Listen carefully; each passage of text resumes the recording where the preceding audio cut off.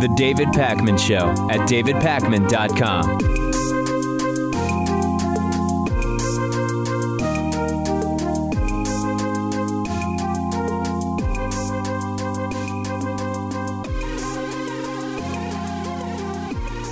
There's currently renewed energy, you could say, for coal power in the United States. Most of it is from the new administration in the White House.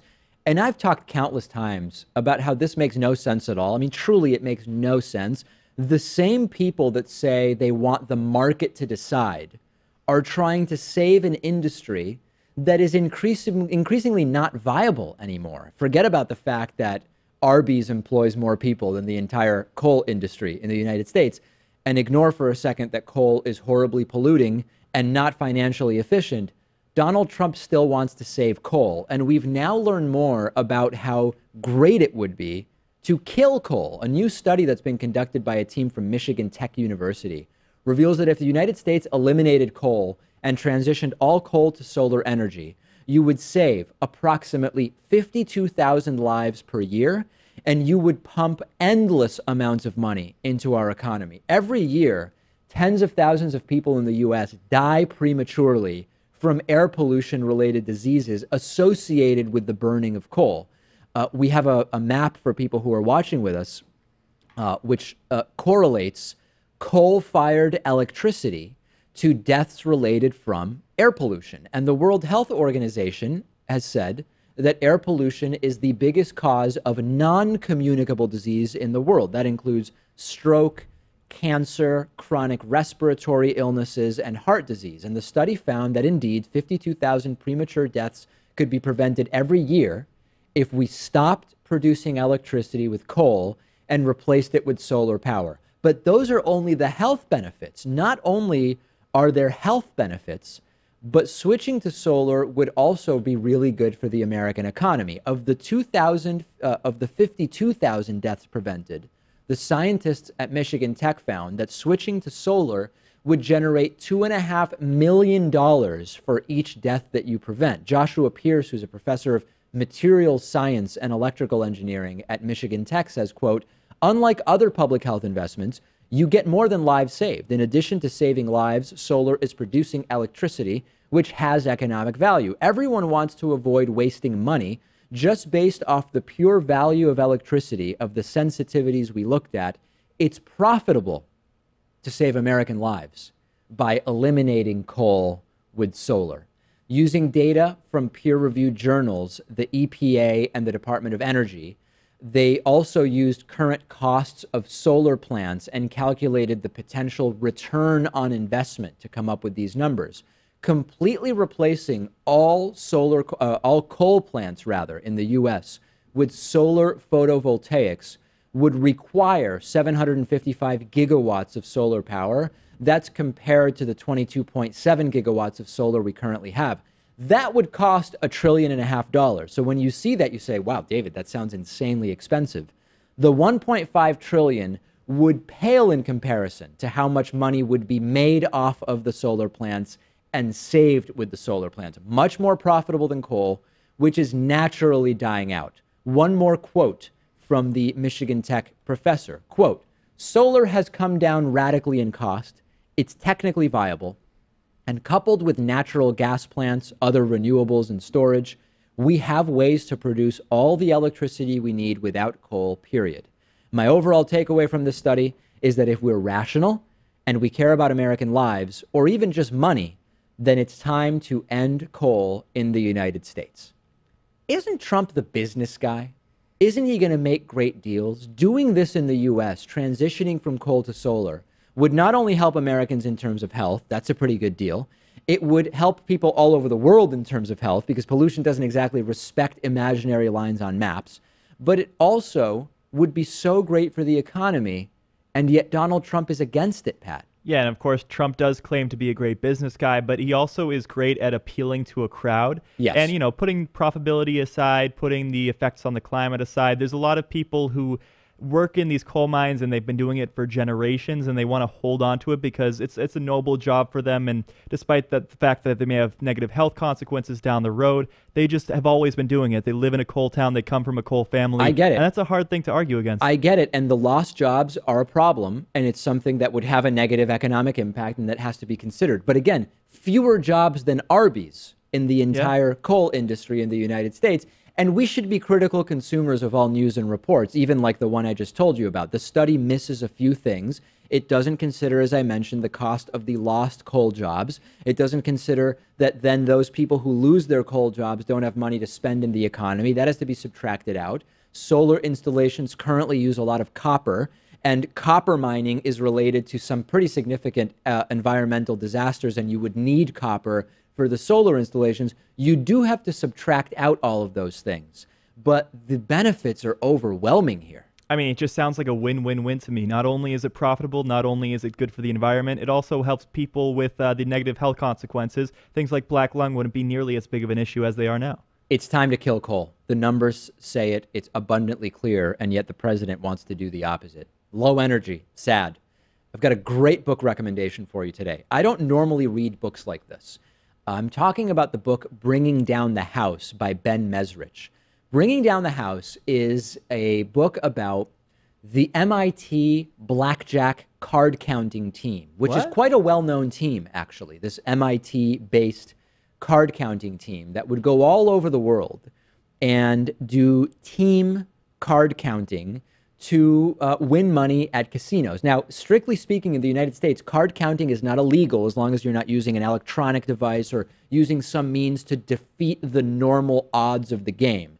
But casinos don't like it. Casinos have become increasingly sophisticated at figuring out whether you're counting cards, and it's not something that you're going to be allowed to do if they realize that you're doing this. Yeah, it's just something that's frowned upon, and you can see why the casinos wouldn't be too into it, because they're able to calculate out how much they're going to have to pay out and how much they're going to take in. So when someone's cheating the system in their eyes, they don't like that that's taking away their profits. Big casinos basically don't distinguish between actual cheaters and card counters. They sort of consider them to be the same thing, even though they are actually drastically different. So the book it's a really quick read. I read it, I think, in 2 days last weekend. I learned a ton about counting cards in team play. I also then started researching, because the book is now several years old, how has Vegas changed the rules of blackjack to prevent what was done by the MIT card counting team? And they've done a lot of things. The tracking algorithms that can actually detect whether, even though people aren't always playing together, whether the same people are ending up at the same tables with frequency, so they can identify teams of card counters. More frequent shuffles is another way to defeat the impact of card counting. There's a lot of different ways. The book is fascinating, but I want to make a recommendation if you're going to read this book. Just read the book without researching the book first. I think you will enjoy it more that way. And when you're done reading the book, again, it'll take you a couple days to read this thing. Then research the book online and research the author online. I don't want to say more, but that's just my suggestion to the audience. I think you'll enjoy it more that way. Yeah, that's fine by me. I also wonder how hard it is to count cards. I mean, do you have to have a superior mind, like someone who goes to MIT, to learn this? Or is it a talent that anyone can pick up? I would say you don't have to go to MIT, but I don't know that anyone could pick it up. There's a lot about that in the book. There's an interesting a couple of chapters about that. Again, the book is Bringing Down the House by Ben Mezrich, davidpakman.com/recommendations. You can see all of my book recommendations and documentary recommendations and the whole thing. Check it out and send me your thoughts if you like the book, dislike the book, etc. We've got a great show for you today. It's Thursday, but it's kind of like a Friday show today. The David Pakman Show at davidpakman.com.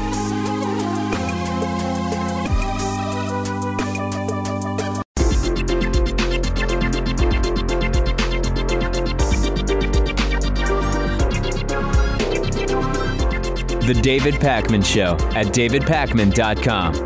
Today's new member of the day is Thomas Murphy. Thomas, thank you. Thank you for supporting alternatives to homogenous corporate media by being a member at davidpakman.com/membership. We have a coupon code available for new members. If you want a discount off of membership, you can use the coupon code IVoted17. You can pledge as little as $1 a month at patreon.com/davidpakmanshow. And lastly, if you ever shop at amazon.com, davidpakman.com/Amazon. We are going to go to the phones a day early this week at 617-830-4750 to account for a professional development day on Friday. There will be no Friday show this week, so we're taking calls a day early. Let's go to our first caller from the 972 area code. Caller, what's your name and where are you calling from? Hi, David. My name is Michael. I'm calling from Jerusalem, Israel. Great. What's on your mind today? Okay, I wanted to ask you about, are you familiar with the incident with Brett Weinstein and Evergreen College? No, I'm not. Okay, so just quickly, there's a professor in a liberal arts college in Evergreen College. It's in Seattle, or it's in Seattle area.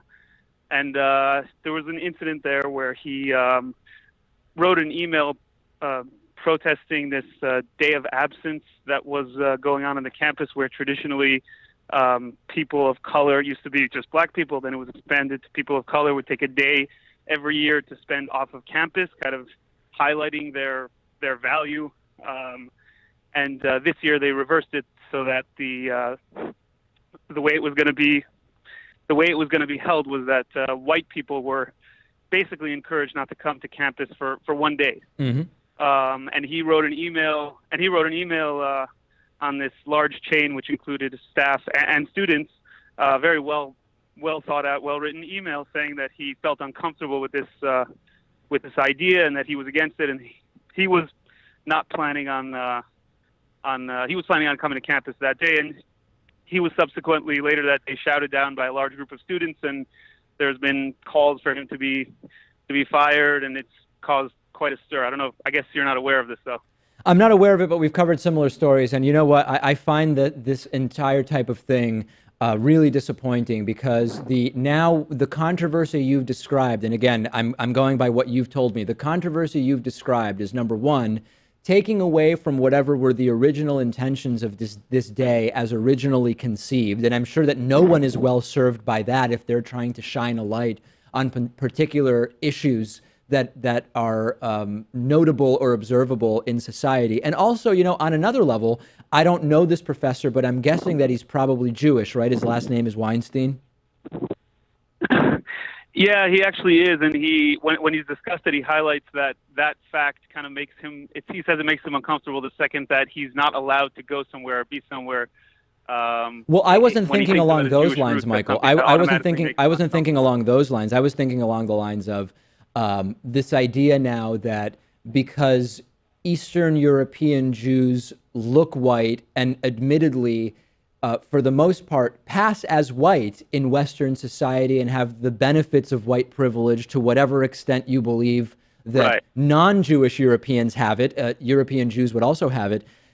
Jews are part of one of the most discriminated groups of people in the history of mankind since discrimination started, going back thousands and thousands of years. And the idea that he now is someone who is being told this is about raising awareness about groups that are historically marginalized, and you're not allowed to be here, or you shouldn't be here, I guess is what he's been told. It just makes no sense to me whatsoever.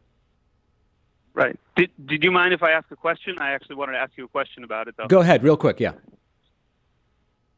Okay, real quick. So, in general, as a progressive myself, I feel that usually all the talk about regressive left and safe spaces and colleges, it's usually it distracts from the larger issues, and I've tended to feel that it's kind of not as big as an issue as some people would like to make it to be, but right. I couldn't help but feel this time, and together with other recent incidents, I mean, there's the famous incident in Yale with Erica Christakis and Berkeley protests, so I'm starting to feel that maybe this is a larger trend, and I wanted to get your thoughts if you think this is something that could actually be pervasive so as to really kind of creep into the general, dialogue of the left or progressives in the way that they talk about things similar to other movements that have started on campus, like the civil rights movement, that have been successful and positive, but this one is less so, I would say. Listen, I don't want to overstate how much of a problem this is. We've got a piece coming up on political correctness, and we're going to address that. I think it is an issue, but that it is also largely overblown by some people. That doesn't mean it's not an issue. And we're gonna outline that in detail on an upcoming long form piece, so I won't preempt that now. Michael, thanks for the call from Jerusalem. Much appreciated. Hope to hear from you again. We are taking calls at 617-830-4750. We're going to go to our next caller from the 503 area code. Caller, what's your name and where are you calling from? Hi, David. This is Mitch from Portland. What's on your mind, Mitch? So I had a question regarding Russia and your views in contrast to Kyle from Secular Talk. Okay. I was wondering if you would ever consider like having a discussion with Kyle or having an interview with him because of your shared audience and your shared opinions and views on so many issues. But with Russia, it's vastly different. Yeah, I'm glad to talk to Kyle anytime about anything. I don't know what his view is. I mean, I know anecdotally people have emailed me and they said, David, Kyle disagrees that Russia is an issue. And oftentimes one-line summaries from my audience about what other commentators think are not as accurate as some might imagine. But, you know, I'm glad to talk about that, although I think that there's probably other issues that are important to both of us that maybe we could make more headway on. I mean, I think fundamentally, well, I guess I shouldn't comment without knowing what Kyle thinks.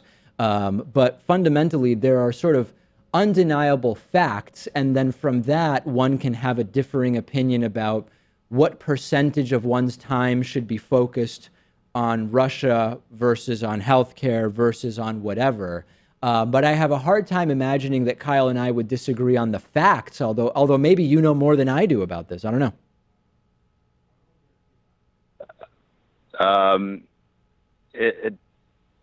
I know that on particular stories, what's covered on the David Pakman show is more highlighted as Russia has more of an impact versus on Secular Talk, it's highlighted that Russia does not have an impact greatly or not at all on a particular issue. Sometimes Kyle says there is no connection whatsoever, but he definitely does emphasize that talking about single-payer healthcare is more important, like what you were suggesting right there, and that many other issues are much more important to talk about instead of Russia. But he definitely does believe that a lot of the Russia stories are not relevant at all, and that most of them are untrue, or a lot of them are untrue.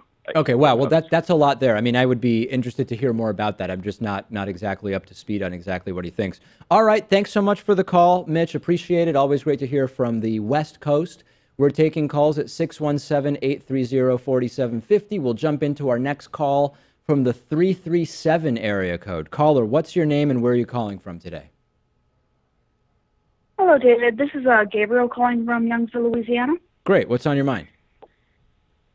Okay, so I've been seeing a lot of interviews with Elizabeth Warren where she has some things like defending Joe Manchin and refusing to explain why she endorsed Bernie Sanders. I was just wondering what your takeaway was on why she was doing this and if she could still be a progressive fighter for people, if you know what I mean. Yeah, good question. So we talked about during an interview with the Young Turks, Cenk Uygur, Elizabeth Warren was asked, why didn't you endorse, you're almost as liberal. You're the second most progressive senator in the Senate, basically, behind Bernie Sanders. Why didn't you endorse him during the primary? And Elizabeth Warren did not answer the question. She just said something along the lines of, I'm proud of how the Democratic primary went, which is crazy. I mean, it was an embarrassment how the primary went. And then when it was decided, I came out and supported Hillary Clinton, and I would have supported Bernie Sanders. And it was just a total non-answer. You're also right that she has been sort of defending Joe Manchin, widely considered to be, I guess, the most conservative Democrat in the Senate. Is that fair to say, Pat? Joe Manchin from West Virginia? Yeah, he's typically thought of as the most conservative Democrat. Most conservative. He has to appeal to West Virginia. When you're in West Virginia, you can't be that liberal, that's for sure. So I don't know the answer as to why Elizabeth Warren is doing this. I would love to hear more directly from her, generally, why it is that she's been saying these things. I don't think you're going to get anything more than a politician's answer. If I had to speculate, I would say, number one, it's because she doesn't want to be involved in any kind of internal fighting within the Democratic Party, which is crazy because her non-answer about Bernie is creating a problem within the Democratic Party where now you have a wing of people who supported Bernie that are now hearing what Elizabeth Warren said and saying, scratching their head saying, wait a second, what? That's not really a good answer. The other possibility is, and I'm floating this only as a possibility, it's possible that Elizabeth Warren may not actually be as progressive as some people believe her to be, right? That's another possibility that we could also consider, although we don't have any specific evidence really to suggest that. I think we're also learning a lot from the interview that Cenk had with her, too, because he would ask questions that probably no one else would ask. Sure. So, for example, he also asked why she allowed Ben Carson's nomination to go to the floor of the Senate. Right. And then later she voted against him. But apparently she was convinced that he was really interested on lead's effect on child's brains. Yes. And so obviously you shouldn't have lead in public housing. And that was enough for her to get behind putting him to a vote. Yeah, that's right. That's right. So anyway, Gabriel, I don't know if we answered your question because there's really no way to know the answer, but those are some of my thoughts about it. Yeah, I never really thought about the possibility that she could be less progressive than she had put on. Yeah, I'm not saying that as an ad hominem, by the way, and I know that there's a whole thing going on now where people are like, don't criticize Elizabeth Warren ever. I'm just thinking out loud. I like Elizabeth Warren. She's been in our studio. And again, she and Bernie are the two most progressive senators and Democrats in the Senate. Definitely. All right, Gabriel, thanks very much. Appreciate the call. Let's take a few more calls at 617-830-4750. Why don't we try the 571 area code and see where that gets us? Caller, what's your name and where are you calling from? Hello, David. How you doing? So let's we can barely hear you. You're sort of coming in and out. There's background noise and a very, very low level for your voice. Let's try one more time. I'm doing my best to hear you. My name is Grover. How you doing, David? Grover, what's on your mind? What's going on? I'm calling from Virginia.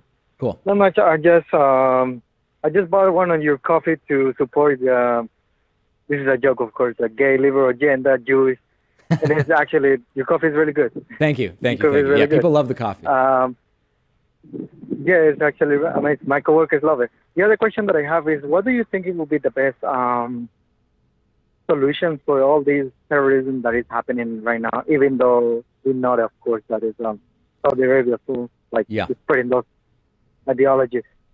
Listen, it's very difficult to say. I mean, we sort of know the things that haven't worked, right? Continuing this friendship with Saudi Arabia where we look the other way as they fund Wahhabist-inspired mosques all over the West that are centers of radicalization, that's not going to work. Bulk NSA surveillance, we've tried that. We know that hasn't worked, right? It simply has not been effective. I know that this is sort of cliche at this point, but we have to get to the root of the radicalization. And there are those who say the root of the radicalization is simply American foreign policy. And I think that that is a black and white view that is not supported by the facts. There are those who say the basis is merely Islam. And while clearly there is no doubt that Islam is playing a role in what is going on, you're going to be more willing to commit a suicide bombing if you literally believe that once you kill yourself, there will be 72 virgins awaiting you in heaven, right? That's just sort of a practical reality. But that alone is not to blame. Others will say, well, we've got to be focusing on the micro of security. Where and how are security perimeters established around concerts or areas of public transit or whatever the case may be. And there's probably something to the practicalities of that, but that is not in and of itself the solution, because as we know, there are ways without going into those areas that you can still cause a lot of terror. So I don't think there is like a single shot answer, Pat. You're not going to adopt the Theresa May approach, which is just to regulate the free and open internet. Regulate so the internet. Space for terrorism to harbor. To Pat's point, Grover, what Theresa May said after the London attacks of we need to regulate the internet, what I'm reading into that is you will not be safe until we are able to review every single email, text message, and phone call that people are doing. And we know that that doesn't work, and it's a practical impossibility. So I wish I knew more what would work, but we certainly have some idea, Grover, of what hasn't worked. Yeah, I understand that. Yeah. Well, I hope everything gets better for everyone, of course, and especially for your show that you're suffering that on YouTube podcast too. So that's why I bought your coffee as well. And thanks for answering my question. I really Thanks so much, appreciate it. Grover. Always great to hear from Grover. And yes, indeed, David Pakman Show coffee is available at davidpakman.com/gear. It is a really, really great thing. And I encourage you to check it out. And it is one of the many ways that you can support the work that we do. That is it for today. We will take calls again next week. Back after this. The David Pakman Show at davidpakman.com.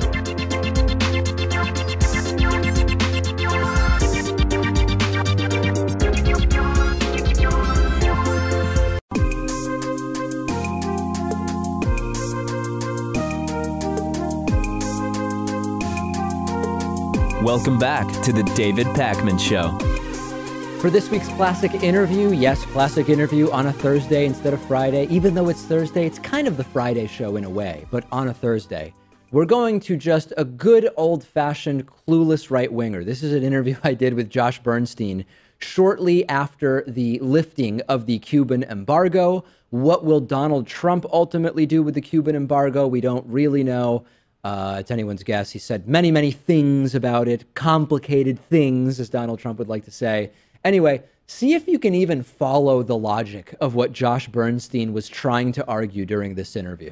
I'm joined today by Josh Bernstein. He is a spokesman for AMAC, also a radio talk show host, strategist, writer.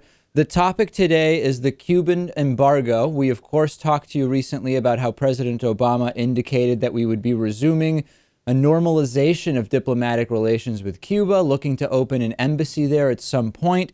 Josh, if I have read what you've written correctly, you're against this. Tell us why.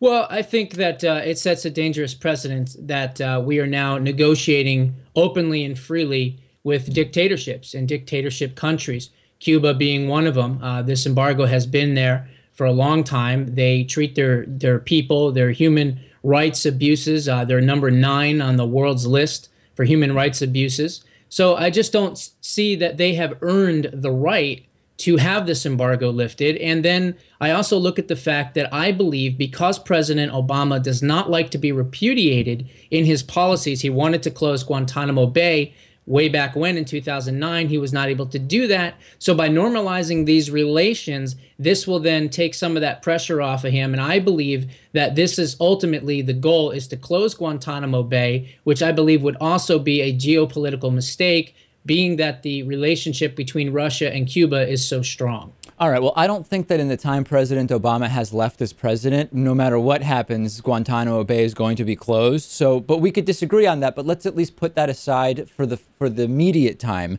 So it sounds like the standard you're using to determine whether the U.S. should have or not have embargoes, or whether we should have or not have diplomatic relations, is whether we're dealing with a regime that, as you said, is harsh against its own people. You don't like the regime element of Cuba, and based on that, you don't agree with the lifting of the embargo.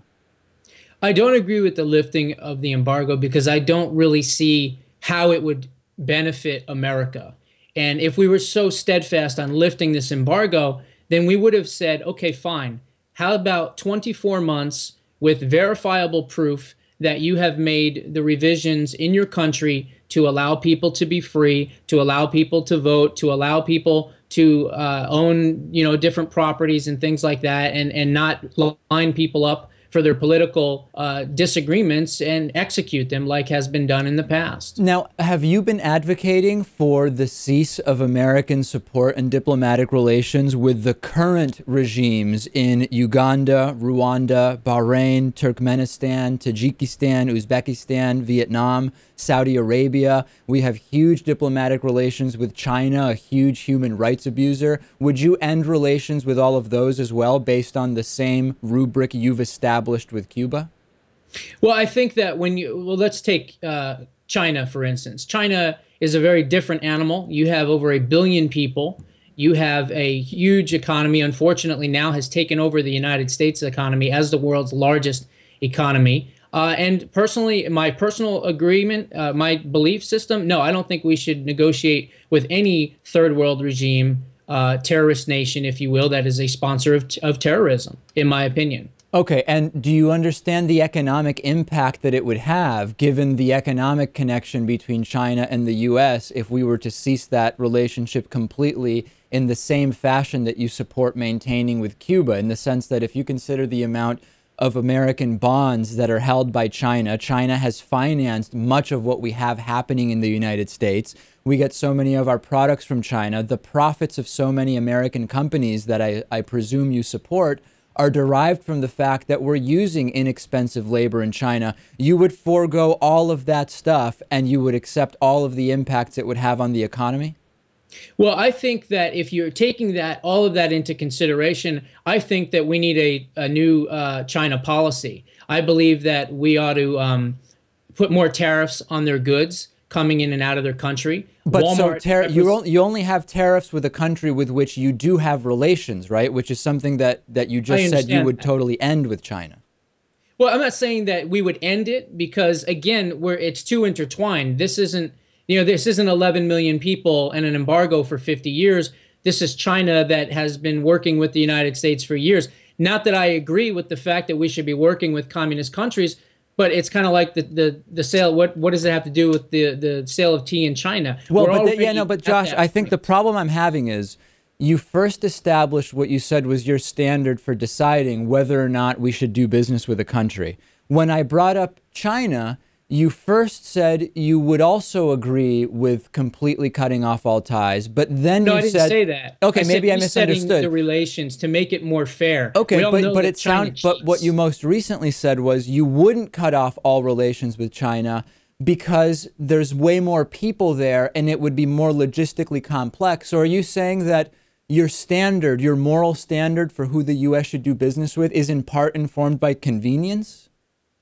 No, not necessarily. Like I said before, I think that with China, being that, they have a huge economy and it has been intertwined with us, it would be almost impossible to cut off that relationship without detrimental circumstances occurring from that. However, I believe, just like Mitt Romney said back in 2012, which he was ridiculed and laughed at, that we ought to change our policy and we ought to have more tariffs on their goods because they do get away with exploiting the labor and having everything come in here. I mean, if you do the Walmart game and you look at 10 items in your house, I guarantee you at least 9 out of those 10 are not going to be made in America. They're going to say that they're made in China. We're starting to splinter a little bit from kind of the main theme. So Cuba, you want the embargo. China, huge human rights abuser. There, no embargo. We're just very tied in with them, but you would increase tariffs. What about Saudi Arabia? Saudi Arabia, one of the most extreme fundamentalist Islamist regimes. They're beheading people. We have George W. Bush who goes over and is holding hands and kissing them. Would you also, if you're going to maintain an embargo with Cuba, it would seem completely dishonest intellectually to maintain any relations whatsoever with Saudi Arabia, right?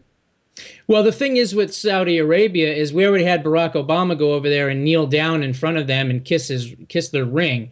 But getting that to the side, with Saudi Arabia, hopefully what's going to happen is that North Dakota and Colorado and Louisiana and some of these other places that are now starting to say to the Environmental Protection Agency, we don't care what you say. We're going to start drilling and showing you that we're going to produce our own oil. And I believe that hopefully we will take some of that relationship away at some point, and we won't be relying on foreign oil as much as we start drilling here in America and producing our own resources here at home. So to answer your question, I don't believe we should have very close relations with almost any regime. And to think that we want to lift an embargo against a communist nation, meanwhile, we want to take our closest ally, Israel, and we want to put sanctions on them and force them to somehow come up with some kind of state with the Hamas and Hezbollah factions near Israel is just ludicrous. Yeah, but listen, I agree with you. There's no negotiating with Hamas. But again, I think that's a bit of a distraction. Here's where I see it, Josh. What I hear from you is you're saying embargo with Cuba. China and Saudi Arabia are bad. In my opinion, we could do hours of programming as to why they're way worse than Cuba. But with China, you're willing to increase tariffs in a way that won't really hurt our economy and so on and so forth. With Saudi Arabia, yeah, they're bad, but if and when we can get off of the foreign oil that they provide, then maybe you would do something about it. And when you look at Cuba, Cuba is a country that you're using communist kind of as an ad hominem, but the reality is Cuba poses no threat to us. This embargo is leftover political posturing from the Cold War. We're doing nothing good for the Cuban people or American businesses who would want to do business there by keeping this embargo going. And if the idea, hold on a second, Josh, hold on. And if the idea is that by maintaining the embargo, we're going to change their system of government, we know from experience from the last decades that that's not going to happen. So I don't see what are we gaining by maintaining this embargo? Well, what are we gaining by opening it up? I don't believe that we're gaining anything at all. Because, I mean, Mariela Castro, Raul's daughter herself, said the Americans are fools if they absolutely think that somehow they're going to hit the no communist button and then all of a sudden turn to democracy. We know that's not going to happen. You just mentioned that communist regimes stay typically communist regimes. Marco Rubio, let's not forget, a Cuban immigrant, his parents came here from Cuba. They know how bad the Castro regime is. He said, thank God he's now going to be the chairman of the Foreign Relations Committee. He said that they're not going to lift the embargo, which is good. The Senate would need to confirm anyone that would be in place for the embassy that he wants to create. Right, but Josh, you and I are the conversation I'm trying to have with you is about the sense of this, not whether Marco Rubio would allow it in committee or not. I mean, we have a situation here where we are restricting Americans' ability to travel to Cuba. We are spending a lot of money enforcing that. We spend money enforcing the embargo. This is so far from fiscally conservative. You could open that up as a market for American businesses and bring in additional revenues. And in addition, you could open up that as an area where we don't need to spend money enforcing an embargo. It would be hugely fiscally conservative. And again, the double standard with the other 10 regimes we currently have business with shows us that the regime argument alone is morally bankrupt. Well, again, like I said, I don't see, again, I'm going to respectfully disagree with you. I don't see any benefit of opening up this embargo, none whatsoever. But that may be your opinion, Josh, but we have analyses that tell us that there is a benefit. We're legitimizing a communist regime, David, in my opinion. And what are we doing in Saudi Arabia? Why have you not been writing articles about cutting off Saudi Arabia as opposed to, well, maybe if we can depend a little less on their oil, I would suggest some sanctions. It's a huge double standard, Josh. Sanctions don't work. Sanctions give money to communist regimes. Sanctions give money to prop up dictatorships. We already know that. They don't work. I mean, even with Iran, the only thing that's going to change with Saudi Arabia, Iran, Iraq, any of these places is getting away from foreign interest as far as oil and basically depending on them. So I would love to see a reset in American policy in which we drill, baby, drill here at home, rather than, getting 70% of our oil and imports from other countries. So to answer your question, communism is communism no matter where it is. I would love to see it end everywhere, but we know that that's just not the reality. I mean, what's going to happen next? Are we going to normalize relations with North Korea? Are we going to normalize relations now and drop sanctions against Iran? So again, I understand what your argument is and the fact that we have done business for a long time with some of these other countries. I get that. But again, for me, I would rather see us not. No, I can tell. What you're saying is that no matter what other countries we're doing business with, no matter what the experts say would be the economic benefit of lifting the embargo, you just don't want it to happen. And I think that that's coming through very clearly. I don't see the benefit. No, I would read all of the reports about what the benefit is. I see the fact that Russia, I see this as a catalyst to being able to close Guantanamo Bay, which I believe is a strategic military location for us. 93 miles away is Cuba, and they would then fill that vacuum if we were to leave. And I believe that they already have a cozy relationship for 50 plus years, communists to communists. Whether you want to call Russia communist now or not doesn't really matter, because we know Vladimir Putin said in 2005 the greatest geopolitical catastrophe in the 20th century was the fall of communism. Yeah, but Josh, I think you're thinking about this the wrong way. We're out of time, but there's an article that actually points out that opening up this relationship with Cuba might actually be a way to put a wedge between Cuba and Russia. I think that you're just not, I think you're way off on this, but I do respect the fact that you came on and talked to me about it. We've been speaking with Josh Bernstein, spokesman for AMAC, radio host, etc., etc. Josh, thank you. Thank you. The David Pakman Show at davidpakman.com.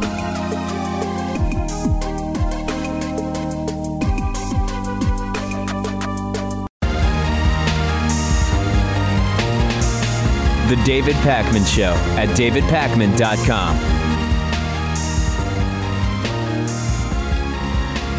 Let's do some audience questions. We've got some really good ones today. The first one is from Riley, and I love this topic. David, are all natural products, foods, medications, whatever, really better for you, or is it a marketing ploy? So, first, the sort of simple answer. USDA organic is a regulated term with a specific definition. You can debate or disagree about whether organic food is more or less nutritious, about whether it is healthier or not for the human body, whatever. But USDA organic is a regulated term that is defined.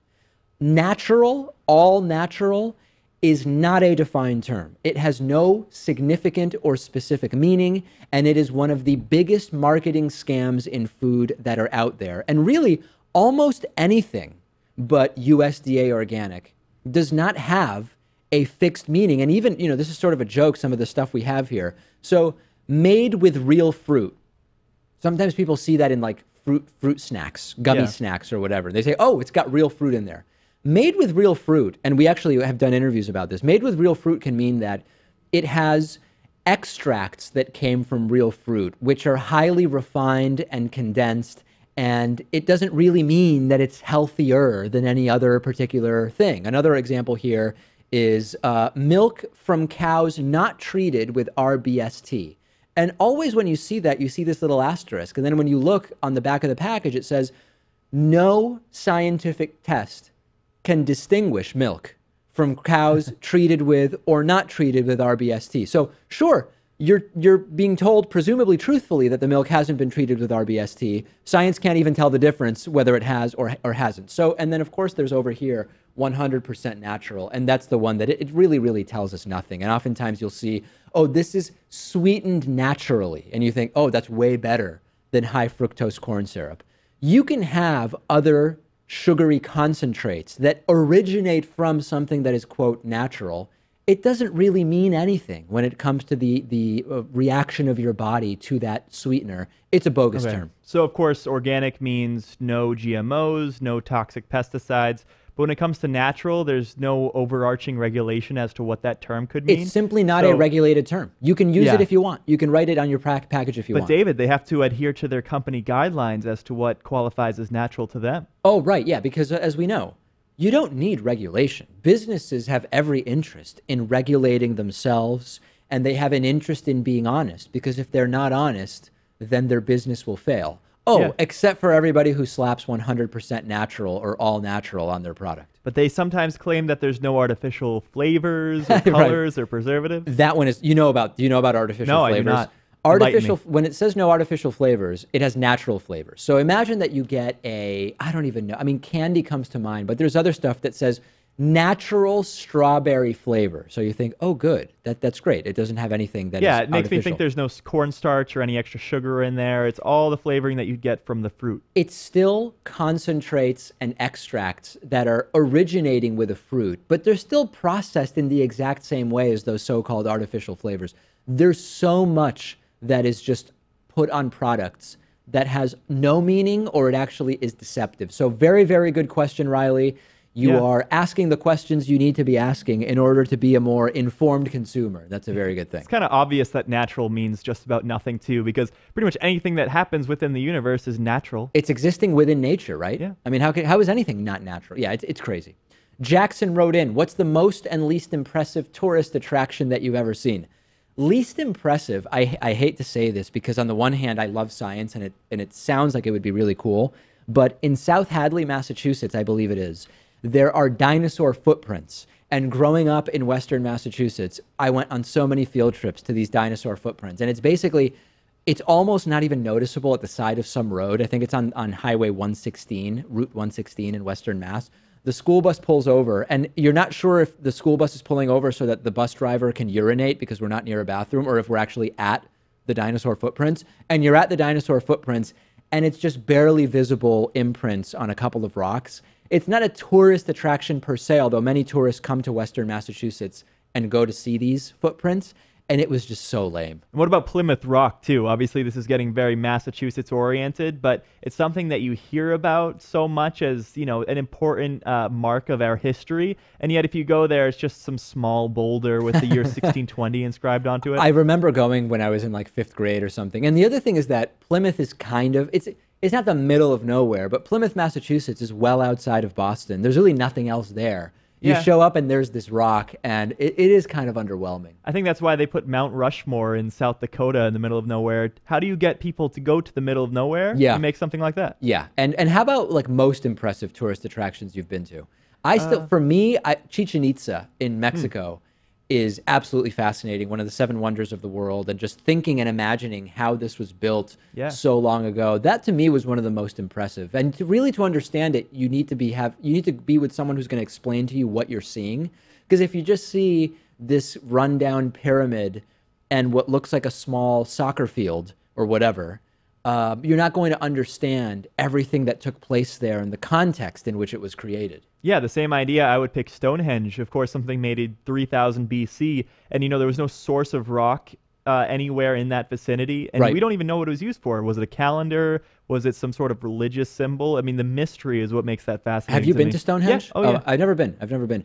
How far outside of London is it? You can take a day trip. I mean, within a couple hours, you can get to Stonehenge from London. Wow. And then, of course, as we found out, what with your British heritage, it was a very apropos trip for you. I mean, you could say that my ancestors might have. I'm going to say they did. We certainly can't rule it out, I think it's fair to say.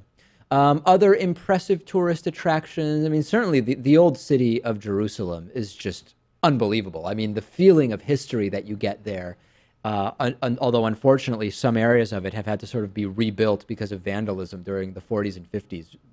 Who would vandalize something that historic? I mean, it's hard for me to imagine. But in any case, that is absolutely fascinating. The Eiffel Tower, because we have a picture of it up, I love the Eiffel Tower. It doesn't strike me as so impressive, although understanding the construction that went into it at the time is interesting. Well, speaking of French architecture, what do you think about the Statue of Liberty? Because that's thought of as maybe our top landmark in the entire country. Yeah. And, you know, it's nice if you go to Liberty Island, I guess, but seeing it from afar doesn't really do it for me. Yeah, I mean, it's a nice little gift that the French gave us. That was nice. Yeah, it was nice of them, but it wasn't certainly one of the most impressive tourist attractions I've been to. Last question today is from Ava, who says, what political issue do your parents disagree with you most on? This is tough for me because I agree with my parents on most political issues. I mean, I think if I had to say anything, I would say with my dad, he's less fully come around on all aspects of transgenderism, I would say. Supports transgender rights, could not care less what bathroom people use, etc.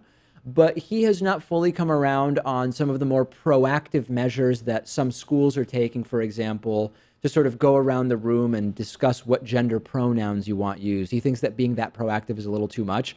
And I don't know. I don't have a strong position on that one way or the other. I think maybe forcing everybody to identify gender pronouns maybe actually is a bit much. So maybe I'm not that far off with my dad on that. But maybe there's a little bit of disagreement.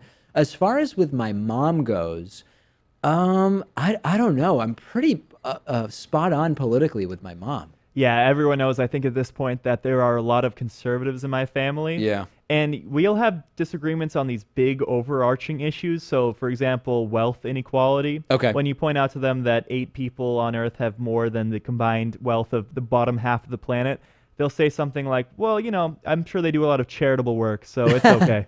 They give a lot to charity. What about at micro issues? Are there ever micro issues, like about a specific travel ban or something like that? It always devolves into the macro. So maybe we're talking about torture, for example. Yeah. And they'll respond by saying, you know, 9/11, though, big attack. People had to jump out of the buildings, one of the worst travesties in American history. And you can even say, you know, people who have been tortured, Republicans even like John McCain, are against it. Yeah. They realize that it's counterproductive. It doesn't get through to them. Is it easier to disagree on a micro issue or on a macro issue? Because it feels like on a micro issue, it's much more difficult to sort of, quote, agree to disagree, which I hate anyway. But on a macro issue, you're talking about one's broader personal philosophy. Yeah. It strikes me that it's easier to disagree about macro issues. I think it's a lot easier to get to a solution when it comes to these micro issues or just to stay on topic, because once you get into the macro, there's so many things you can go off of. Yeah. And it just, the conversation just gets bastardized. It's a good thing we have Pat here, because I don't really have a good answer to this one. I mean, I'm trying to think more of issues where I'm more at odds with my parents on politics, and I just am really struggling to think of what else there is. Yeah, I think there's always going to be that generational divide. You know, parents in the 60s had the same thing with their kids, and it's going to continue. I mean, you can look back in history and find people saying that their kids are too lazy, and this was 1,000 or 2,000 years ago. And that's what everybody's today. People are saying the same thing about millennials, of course, a group that I am squarely a member of, as we've determined a number of times on the program.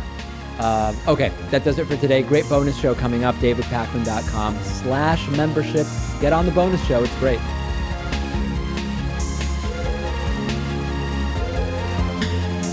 The David Pakman Show at davidpakman.com.